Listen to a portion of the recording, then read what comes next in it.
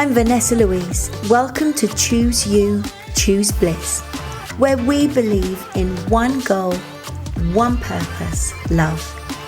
Through shared experiences, we aim to enlighten, enrich and enroll you in actively applying the tools and techniques to enable and continue healing for your whole self. Now is the time to take back our power, reconnect with our true selves, each other, including the world around us, and live life with confidence, purpose and joy. Thank you for being here. Thank you for choosing you. One of the things that makes life so beautiful is our unique stories, and my admiration flows towards those who go to hell and back. Today's episode is not for the faint-hearted or those who are easily offended by colourful language or explicit imagery. Everyone has the right to share their story, and the Choose You Choose BLISS podcast is the place where everyone's stories are welcome. Why? Because beneath, behind and buried under each of our experiences is the one thing that connects us all. We invite you to carry on listening with an open mind and an open and loving heart to see where today's story resonates with you. Isn't it refreshing when you meet someone you're instantly drawn to? And I felt the powerful energy of my guest today draw me in from the moment I met her. Getting to know her was a blessing, as she is beautifully expressive, honest in her vulnerability, and in my opinion, her vibrant energy is much needed in today's world. The more I got to know her, it was evident her bright aura was born through overcoming some dark places in her life. All credit to this woman, as I have invited her to share her story with us today. And it's an absolute blessing to welcome Leesa Morris. Hey, good afternoon, my lovely. How are you doing today? I'm good, thank you, Vanessa. How are you? Oh, I'm super excited because, like I've said in my introduction, it was important to me to invite you on and for us to just discuss and for you to share your story, as I really do feel that it will resonate with many, many listeners. So what I'm going to do is I normally end with this question, but today I'd like to start today with a question I ask most of my guests, and that is, what is your greatest learning in life, or the statement that defines what your life has taught you? Yeah, sure. So I would say connection starts with you. That's definitely my greatest learning so far. And it's related to so many things. It relates to everything, but ultimately connection starts with you. And I say that because one of the things that I've struggled with a lot, consistently, this has been my life's battle so far, with abandonment, with feeling being afraid of abandonment, feeling afraid of not being seen, not being loved, not belonging, not being enough, or all of those things that we so often feel. But one of the things that I've learned gradually over the last 43 years has been that ultimately that quest for connection, that yearning for connection, that longing for connection has to start with you. Oh, I totally agree with you. And I was just making some notes from what you just said there, because you speak about love, connection and belonging. And then I personally believe that that's what we're here for as human beings. And you said quest and that longing for connection. If that's what we're here for, then it's totally understandable that pain is our experience if we don't feel that connection, if we abandon ourselves. And abandonment and connection, you could argue, are on opposite ends of that polarity stick. So you've either got one or the other, because if you are abandoning yourself, then you don't have that connection with self. And if your life's learning is connection with self, connection begins with you. If you're abandoning yourself, you don't have that connection. And also, if you are truly feeling connected to yourself as often as you can, then you're not abandoning yourself. So it's either one or the other. But that abandonment, that definitely resonates with me. And I know it has done with many clients and conversations I've had. But where did that abandonment or that fear of abandoning yourself come from, Leesa? I think, I mean, it's like you just said, it hit the nail on the head in terms of abandoning yourself.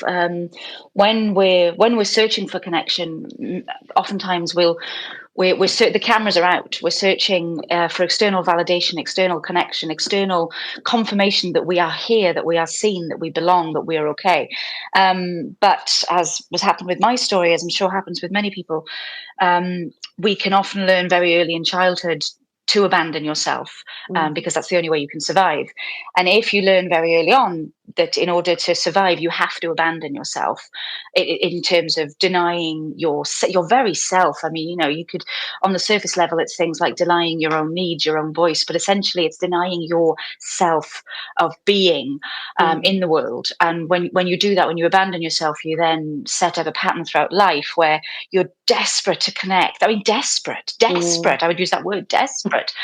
Desperate to connect, but you're not bringing your whole self to the table because you have abandoned yourself. You're bringing an empty shell of a person, essentially. And where it started for me, as I discovered after many years of introspection and therapy and learning and various things, I my mum, bless my mum, she was an addict, is an addict. She was addicted to a number of things. I mean, alcohol and drugs being one, but she was also addicted to love and sex, men. She used men to make her feel, it was one of her external validations. She had to have a man in her life, sometimes several, in order for her to just feel okay, just for her to feel even scratching the surface of okay. And she was her entire survival was so dependent on these men and a number of other addictions that she had. But and what that meant for us as children, I mean, very early on, I won't go into the detail of it here, but very early on, the pathways, the behaviours that you take into your adult life, they're wired in very early on in the early years when your brain is developing. And what that means is if you're a child, as I was, and my siblings were, but I'll speak to my story. When you grow up around someone who is, as my mum was, bless her, empty and scratching around for survival, for externally, she was not, it meant that she wasn't available. She was unstable, she was volatile, she wasn't a safe person to be around. And again, I say this with compassion. I'm able to say this with compassion now.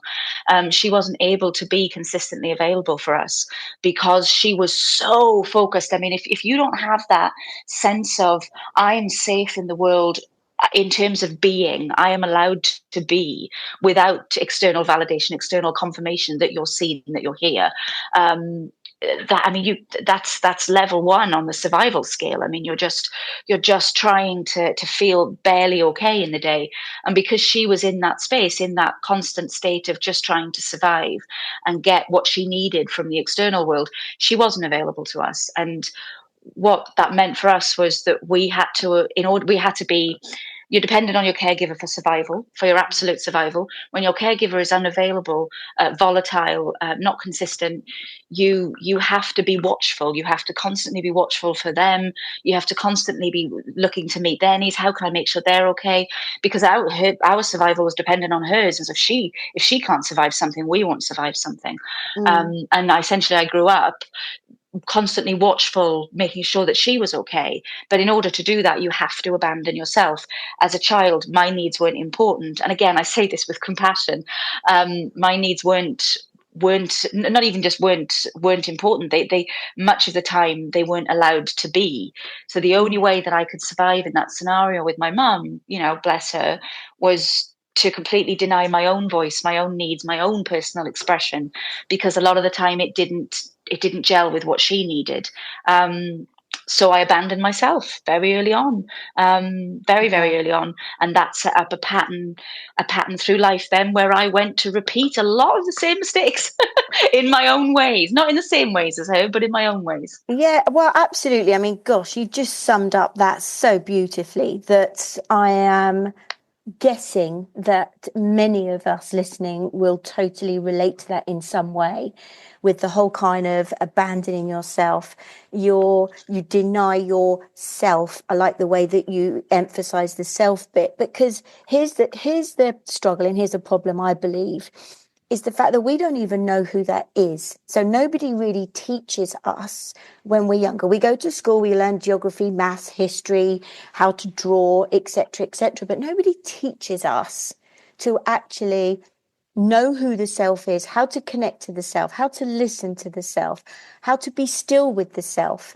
And you said that cameras out, so that the focus is always external on and just away from the self, which is inside. I believe the self lives the capacity in the heart, so that the soul, it's the energy that sustains our very existence, right? That beats our hearts. So if the cameras are out for that validation and that recognition, you abandon yourself. So your voice, your needs, and your expression. I love that. And like you beautifully said, your mum didn't know that she was an empty shell. She probably wasn't aware of what addiction is, that it's the need for something outside of me to fill up a void inside of me that can only be filled up by me connecting with my higher myself, my higher self. Yeah. And if we don't know that, then of course we're going to keep repeating in a desperate, and I love that word, a desperate attempt to, clearly I just need more to fill up this void.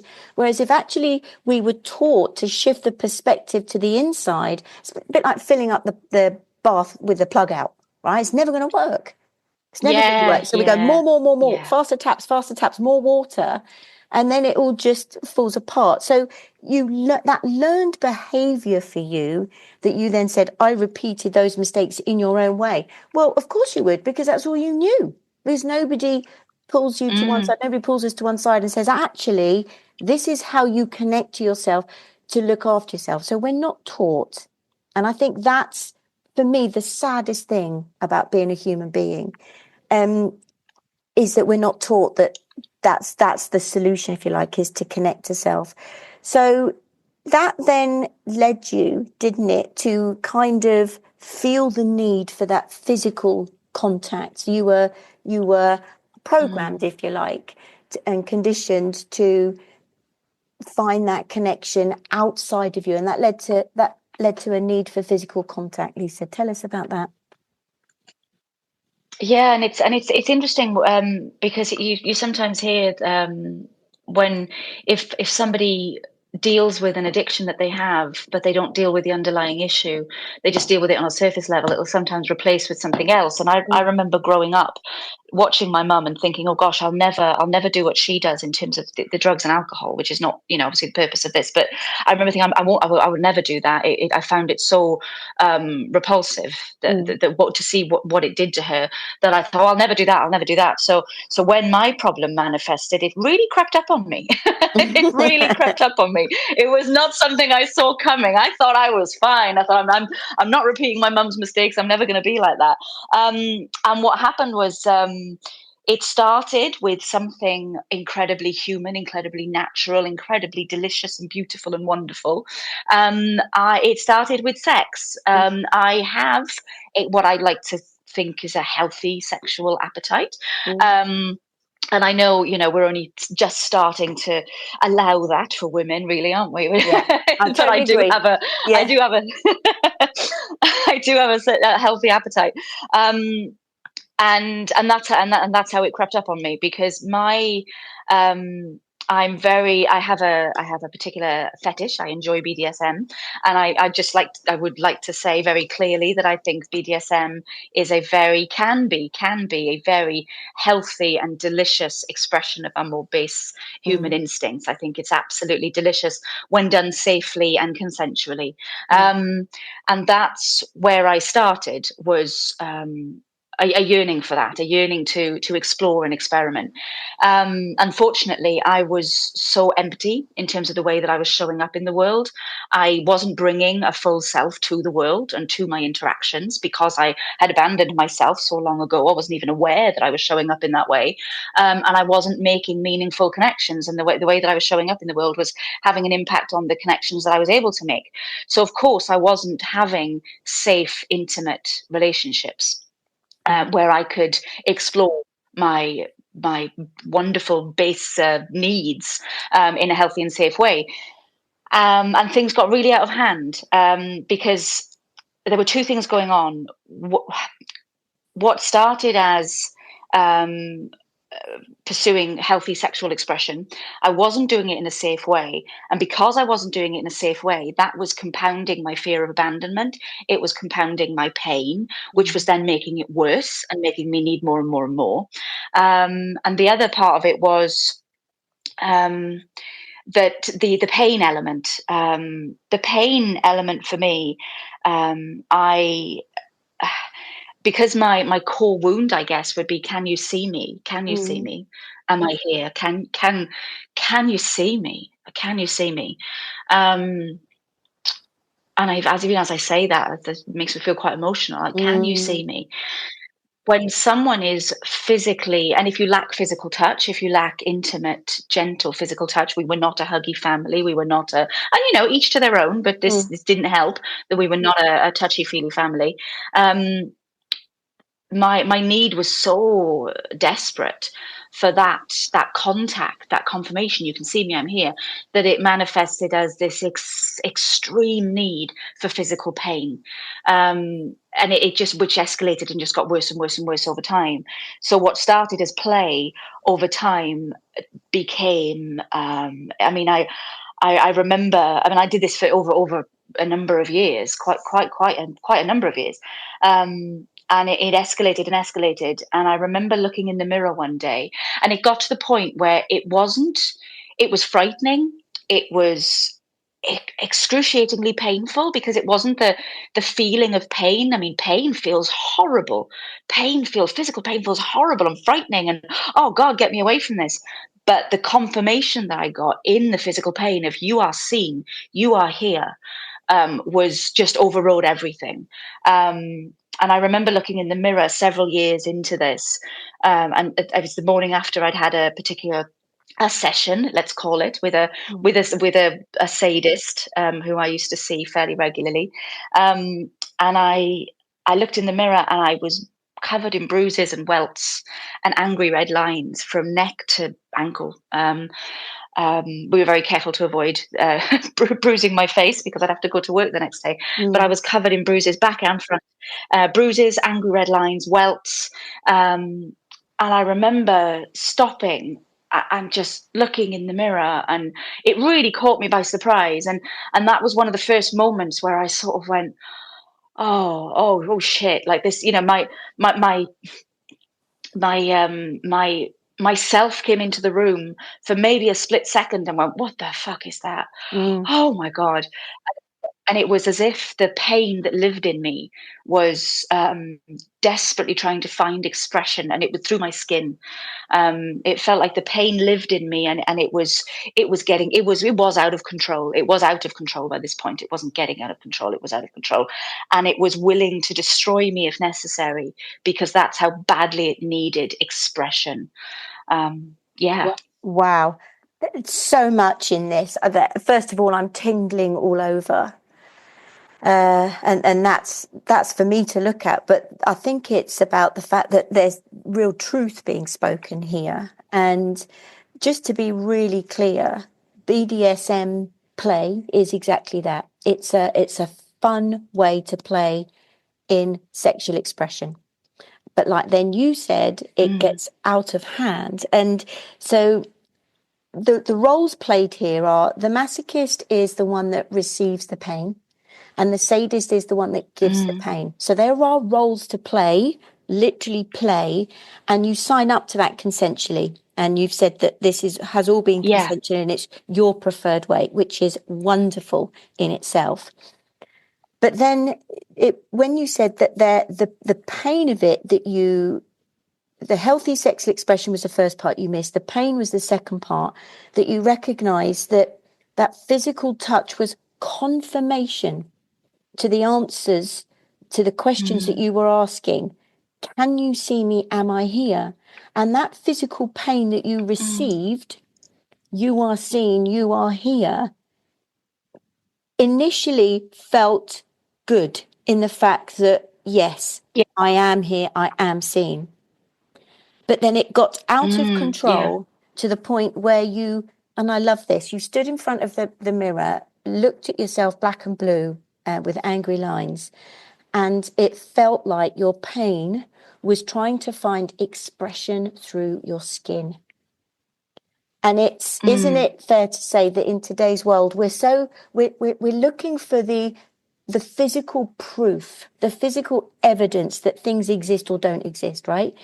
And this needed to happen for you. However, it got out of for you to recognize that you are in there to make a different choice.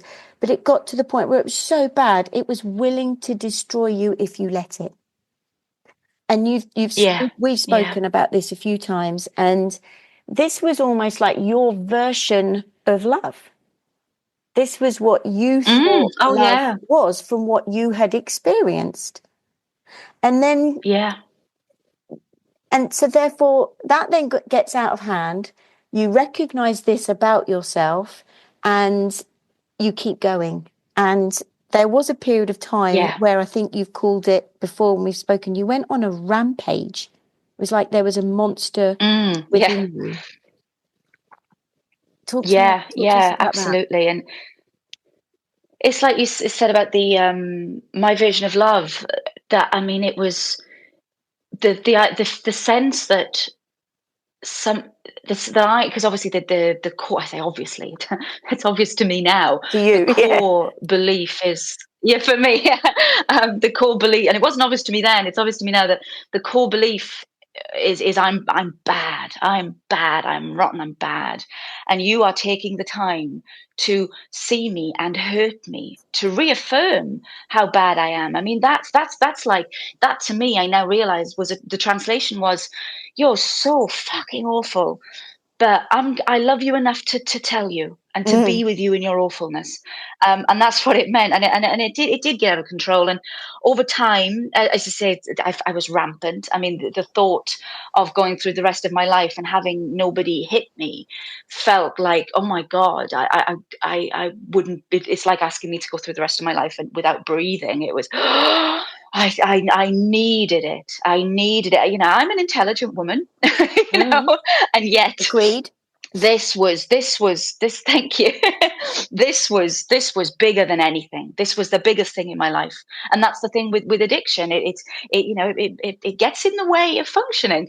Mm, And it was the biggest thing in my life. And I kept, and the more I did it, the more it escalated. And I realized after a while, I thought, well, I just need the cuddles afterwards. I realized I needed the intimacy that goes with a safe, consensual relationship.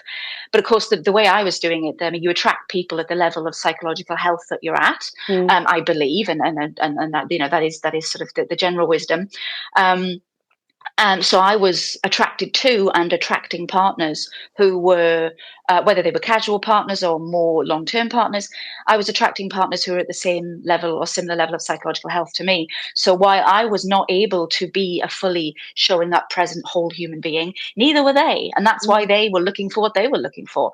And again, I want to stress, this was all consensual. mm, So over time, what was happening was, afterwards, I was while I was getting the confirmation, oh gosh, yes, I'm here, I'm here, I'm here.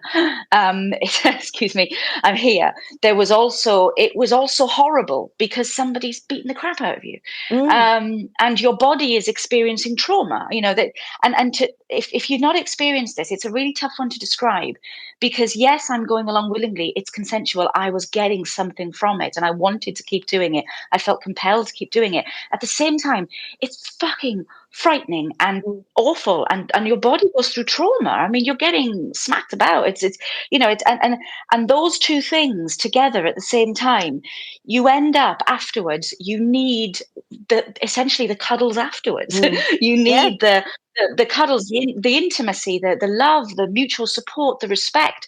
When you go through something like that, and the guy goes home afterwards, and you're sitting there with your bruises, and actually it escalated to cutting towards the end. So Mm. you're literally bleeding, and there's no one there, and it's just you, and because that was happening, the pain would I was just heaping pain on top of pain, which meant I needed more, and I needed more, and I needed more, because my solution to the pain was, all right, I need to text, this guy or that sadist guy, and I need to do it again. I mean, it's like the hangovers with alcohol, I guess. Mm. I'm not an alcoholic. I can't speak to that, but you hear about people who either drink or take drugs, or whatever their thing is, and then they feel the low, the come down, and then they need to do it again. So the more I did this, the more I needed to do it, because I was heaping pain on top of pain. Mm. Um, and again, I'd just like to, apologize there for speaking on behalf of, anyone who's dependent on alcohol or drugs, because that's not something I can speak to. Mm. But that's it. There was that pattern for me. It was escalating, and it got to the point where there was a particular night I was having a really stressful time, and just it was a bad day, a bad time in general. It was a long bad day, and I had a bad day this particular day, and I texted, I say the sadist, bless him, he has a name which obviously I won't say here, and I texted him and I said, look, I just need you to come round tonight, and I just want you to beat the shit out of me. I don't want any orgasms. I don't want. Let's just get rid of the pleasure aspect of this. I don't even want that anymore. This isn't even about sexual pleasure anymore. This is just about, please beat the pain out of me. Please, like, obliterate it. Just smash it out of me. Just give me enough physical pain that I can't feel what I'm feeling. Mm. And he did. He came round, and I'll never forget that night. He hit me in the face as soon as he came in the door, even though generally, as I said, there's a rule not to bruise my face. He hit me in the face as soon as he came in the door, and it went from there, and it was brutal. It was really brutal. And halfway through, we were, well, I say we, he was fucking me. Excuse my language. It's the only word I can use to describe it. He was fucking me. I was not participating. I was just there. I was just a piece of meat to him. He was fucking me, and I was. The words came to the tip of my tongue, and I almost said them out loud, and I didn't know where they came from. They obviously came from deep in my soul. Wasn't thinking about it beforehand, and I was about to say the words, "Please just kill me." And as those words came to the tip of my tongue, I thought, "Oh my God, what the where is this the next level? Is this where this Mm. is going? Is this all that's left after we started with some spanking many years ago, and now we're at kill me?" And I remember realizing, shit, this is not good. Um, and I remember the next day I was at work, and I was just in such a state, because I was running out of doors to escape. I was running out of escape routes. I was running out of places to go. And I remember getting up from my desk and going to find a room, an empty room, and I just sunk down onto my knees, and I absolutely sobbed. And somewhere in the mix, I realized that I didn't want to die. I just wanted to kill the pain. And the only way I knew how to kill it was to kill its host. Mm. Just again, tingling all over, because it's not to kill you, it was to kill the pain and to kill the host. I've been there Yeah. myself, and I've spoken to many people that have, and I know that resonates with many people.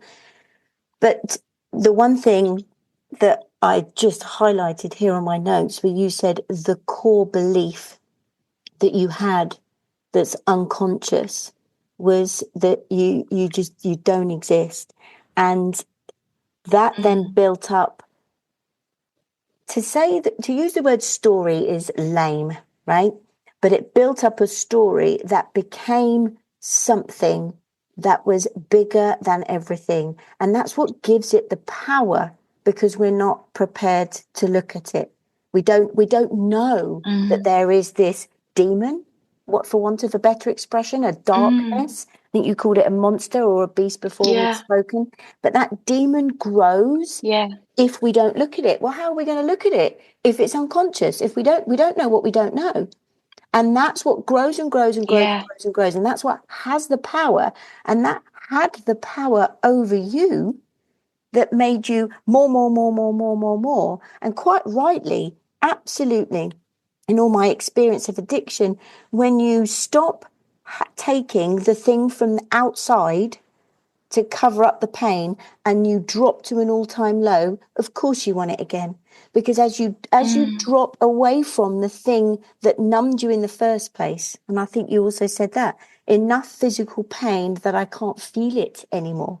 That was your you needed that physical pain so you couldn't actually feel the very thing you needed to feel to heal, so that this could stop happening. But if you don't know that, you don't know that until it Yeah. gets to a breaking point where you are aware, is this the next level, is to die?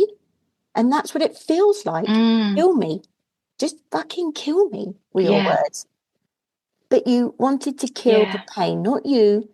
And the only way to do that was to kill the host. Is just profound, absolutely profound. But that then led you to probably the point where you said you fell to your knees, that it was do something about this, or you check it out. What happened from there? Yeah. You sought some Well, it's help. interesting.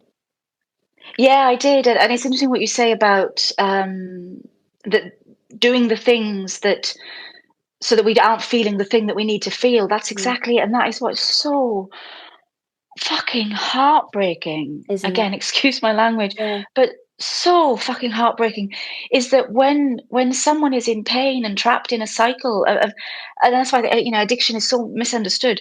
When someone is trapped in that cycle and trapped in that pain, they are compelled. Okay, I'll speak to my own experience, Mm. but often we can be compelled to continue because the pain is so bad that we don't know how. Like just like you Mm. said, we don't know how, and we don't know what we're supposed to do, and we keep doing the things that takes us so much further away from the thing that we need to do, Oh, and it's so heartbreaking. It's hell. yeah. It's hell. It It's is hell. It's hell. heartbreaking. It is absolute hell, and it is heartbreaking. You're right. This is why I love the work I do, because that's what I realized many years ago, Mm, is that when we are trapped in that cycle, we can't see a way out.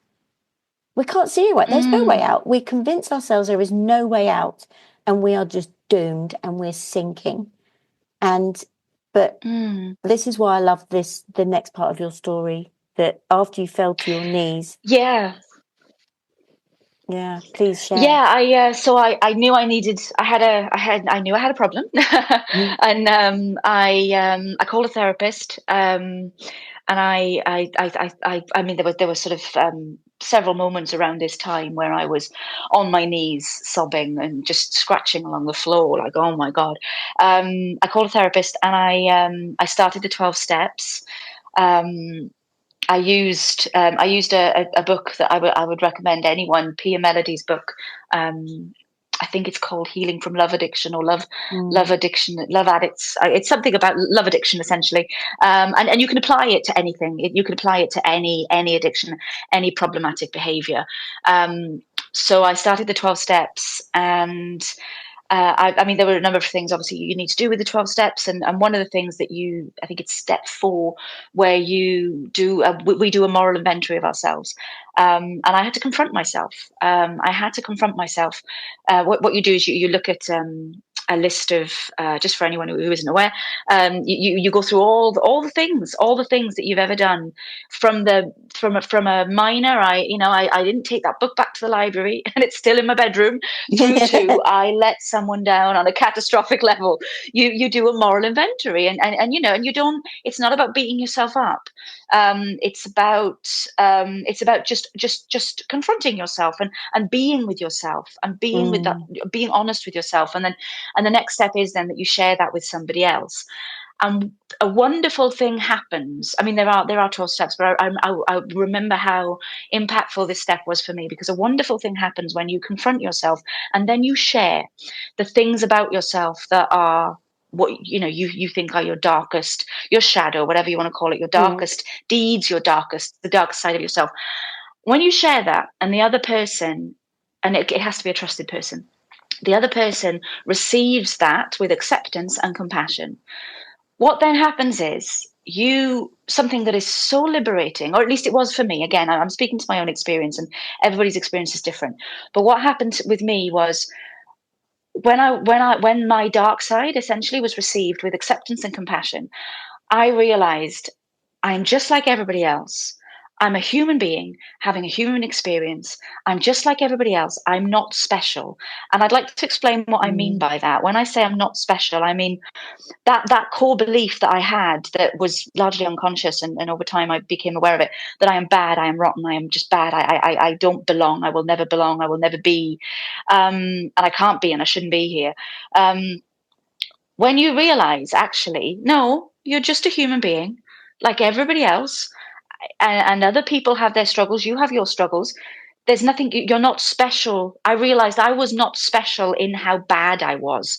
I thought I was so irredeemable, and I wouldn't have used the word special at the time, but now I say, I thought I was especially bad and irredeemable, and therefore could never belong. And this was, again, all unconscious.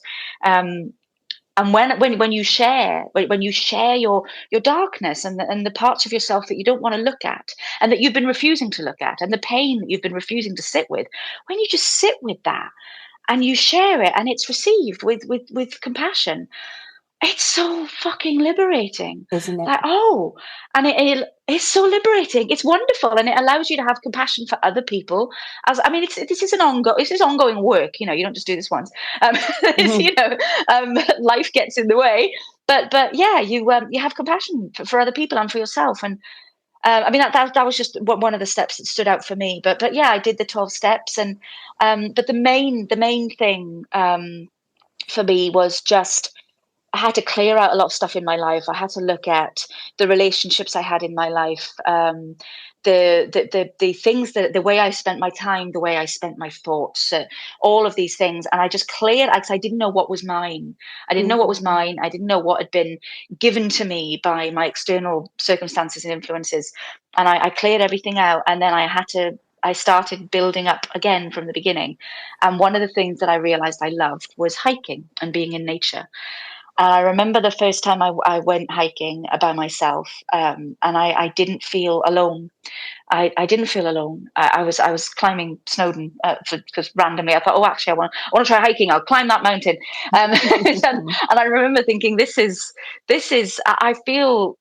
I didn't feel alone, so I kept doing it, because, of course, in nature we feel good. Research will tell us that our mental health improves when we're in nature. And I remember there was a moment, because this was a process. Obviously doesn't happen overnight. There was a moment where I went camping. I was in a bell tent, and I woke up in the morning. I went to the farm shop, got my cup of tea, came back, and I was sat at the doors to my tent, just looking out onto a field. And this was as I was going through this process, and I got my first glimmer of me, my soul. I don't know way I can describe it. My soul, whether you want to call it yourself, your higher self, your sense of being, your connection to the universe and everything, whatever you want to call it. I got my first real glimmer of it. I was sitting there just looking out onto the fields, and I could feel this, just this sense of joy, serenity, wholeness, presence, just fill me up. And I know how it sounds quite woo-woo if anyone hasn't experienced it, um, or is just used to having it. I don't know, but my experience was, I could feel it filling me up, and I had this thought of, oh, there I am, there I Mm. am, and I realized it had been there the whole time. It wasn't like it came from somewhere else. This filled me up from internally, from inside out. and I realized it'd been there the whole time, but it had been squashed by this gaping chasm of emptiness, which is a Mm. thing. And that was the first time I got a glimmer of that. Do you know, I love that. And I love the word glimmer because I think so many of us, I know this was true for me before I experienced what you've just explained. We think it's going to be a lightning bolt. We're waiting for like a 180 flip. There we go, done, right? But it is glimmers. Mm, But the power that that glimmer has is life changing. You've experienced it to the mm, point where you said you felt it was a glimmer of you, my soul, and you felt this sense of joy and serenity and presence. That's exactly it. Where you recognized mm, from that feeling you felt at your core, that energy then sent you the words to your brain and your mind to think, there I am. And you understood in mm. that moment that it's been there the whole time. But it was, and that's why in my intro that I said, beneath, behind, or buried under each of our experiences, we're all the same. That we make up this bullshit Yeah. story that we believe is us and our identity, and we live that out.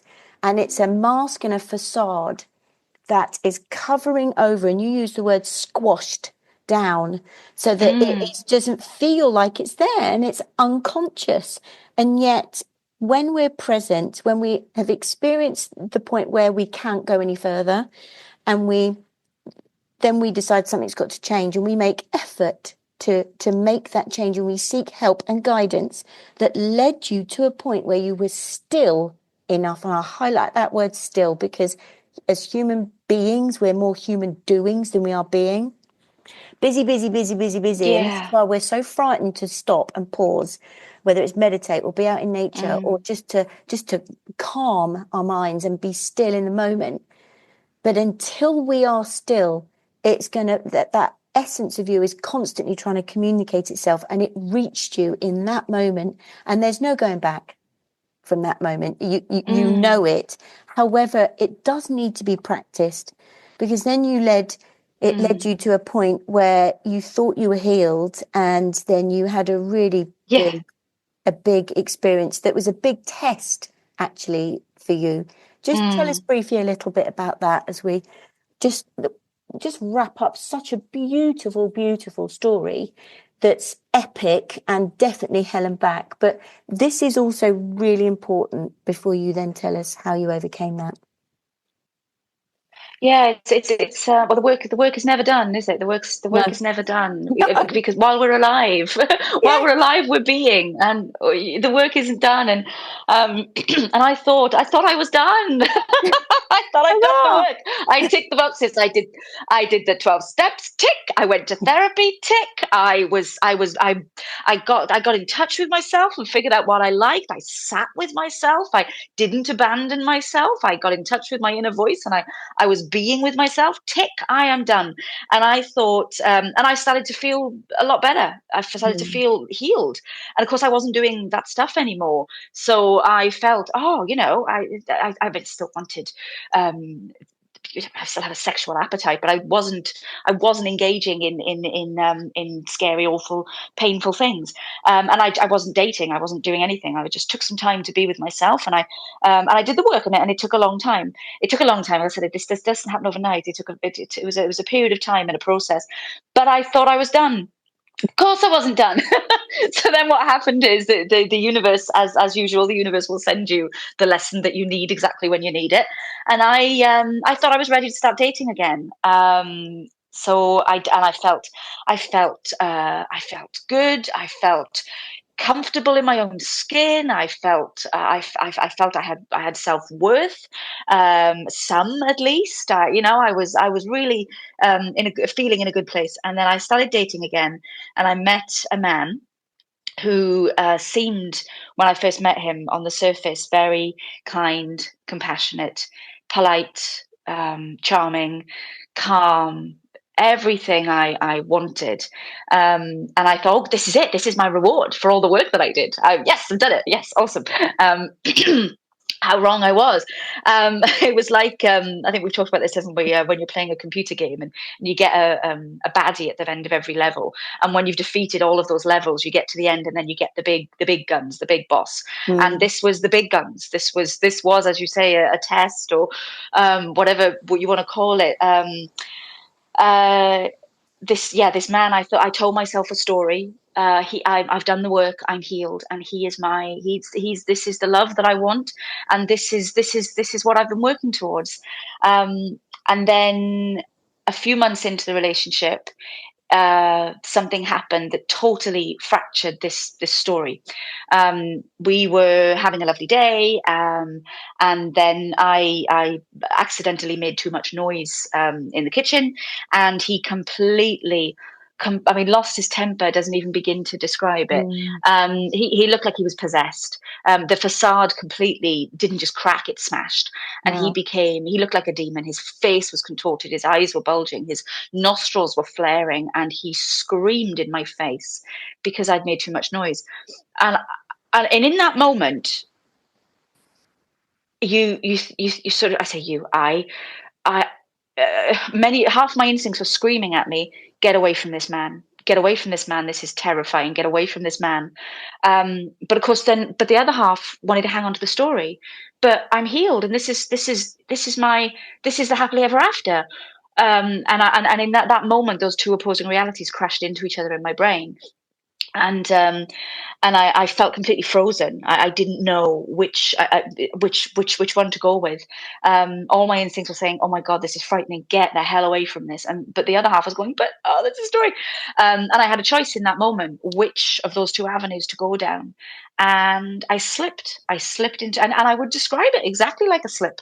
I slipped back into my old patterns of I wanted to believe the story. I wanted to hang on to the story, and I told myself in that moment I rewrote history. I rewrote the history of what had just happened. I told myself that yes, he got upset, but if I hadn't made too much noise, he wouldn't have. And if only he's actually a really kind, nice man, and he's kind and gentle the rest of the time. So the fact that he's just reacted like this, that must be my fault because I'm rotten, and all of this happens in a split second. Yeah. This is all obviously on reflection and looking back. But the mechanism, it all happens very quickly in your brain. And what I told myself was, yeah, well, but of course, this is me again because I'm rotten and I'm bad. I'm so bad that I've made a kind, gentle man horrendous. I've turned him into a bad man because I'm so bad. And all of this happens in a split second. And I slipped right back in to the old patterns of if I try harder and if I'm better, then he will love me. And that's what I did. And as soon as you slip back into those patterns, it will just get worse and worse until you catch yourself. And I did eventually catch myself. We were together for 2 years. We lived together, and it escalated, as I'm sure you can imagine. And after 2 years, I realized. I realized before the 2 years that we were in trouble long before then. But I eventually was able to dig myself out of the pattern that I got myself into, and I left. And then I had to sit with that pain. And it was like, I guess that what I learned from that was you can learn all the theory, you can go to all the therapy, you can do this 12 steps, you can connect with yourself, you can do all those things.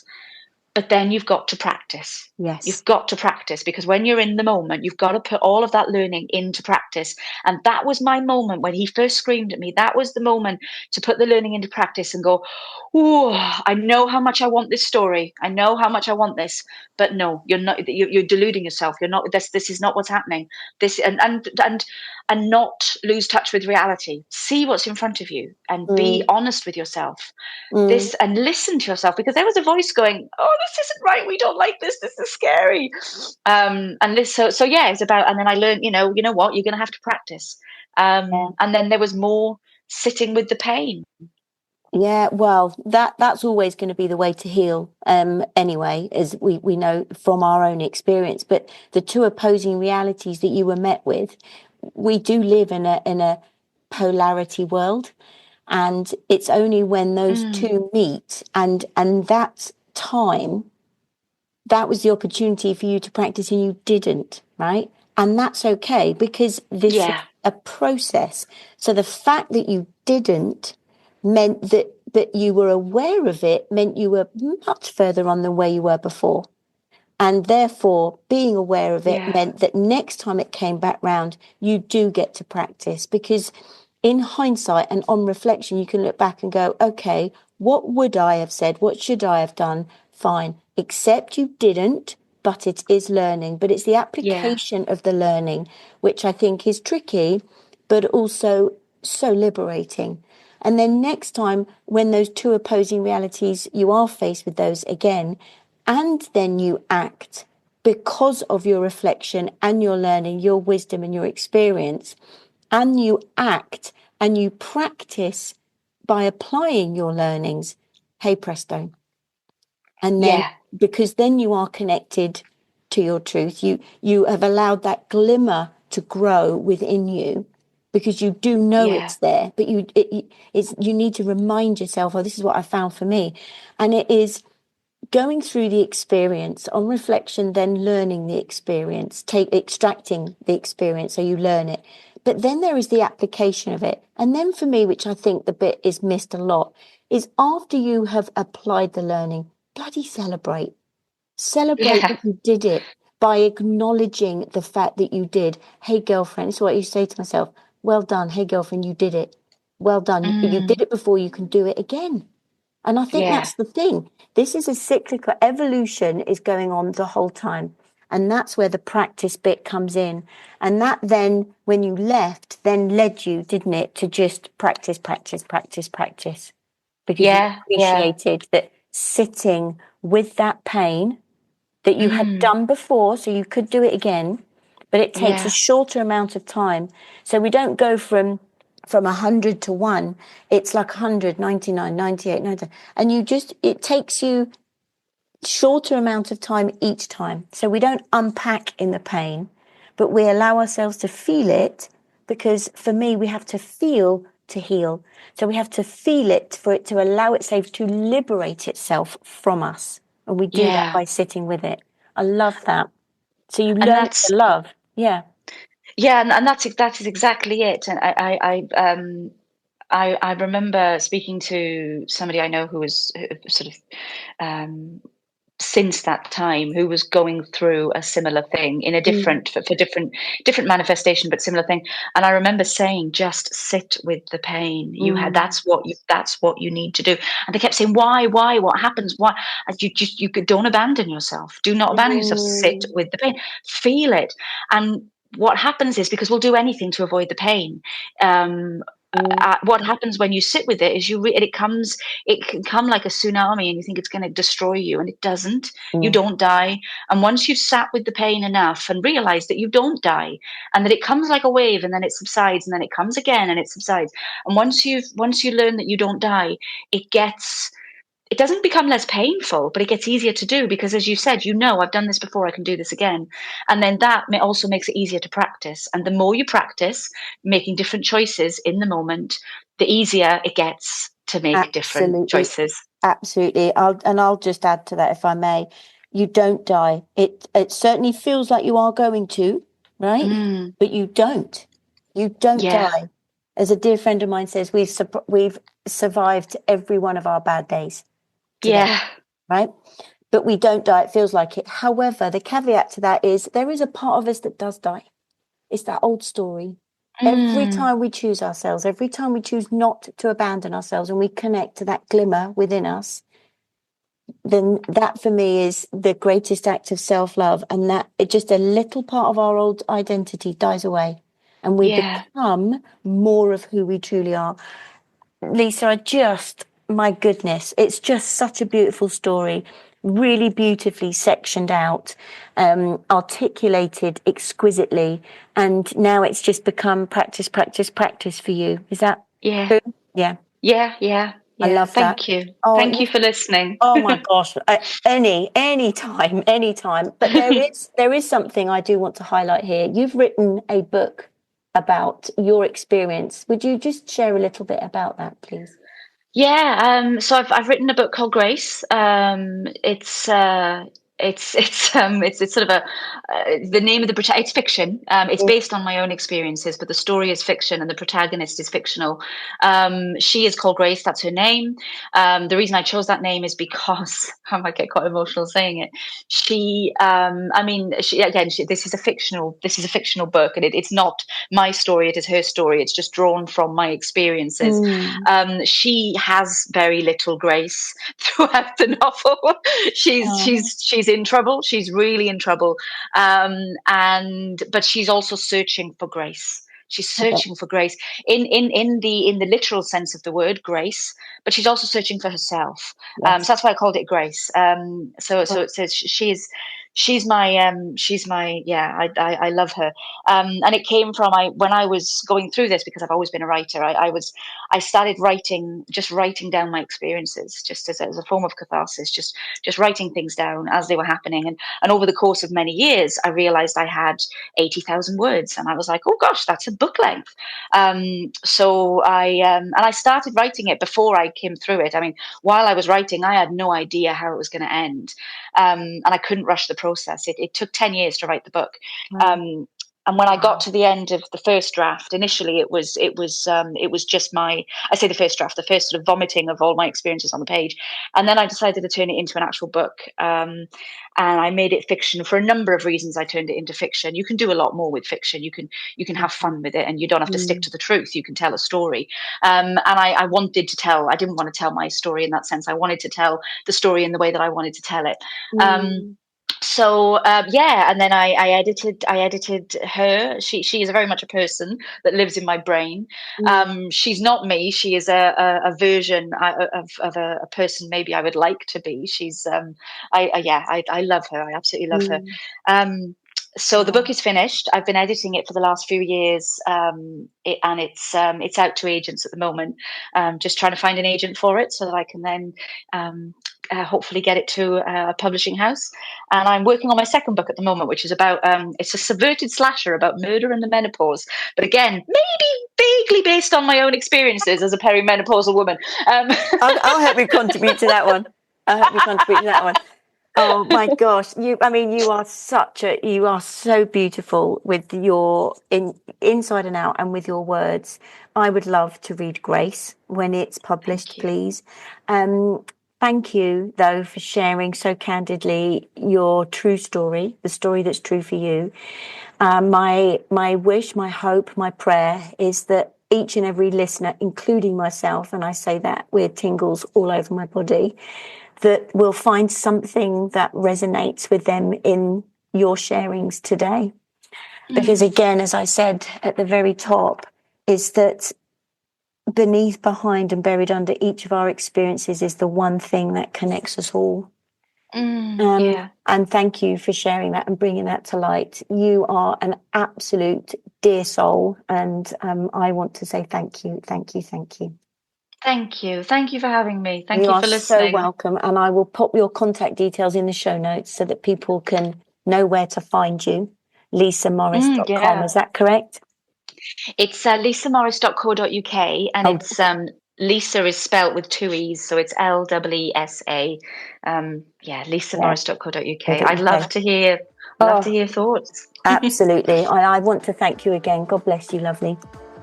Thank you. The invitation is to take a few moments to reflect on what's resonated with you here today. Let us know what you find. Share this episode with those you love to practice your vulnerability and enable deeper connection with self, others, and the world around you. May you feel blessed and loved as you live your days with purpose and presence. Thank you for being here, and thank you for choosing you. I love you.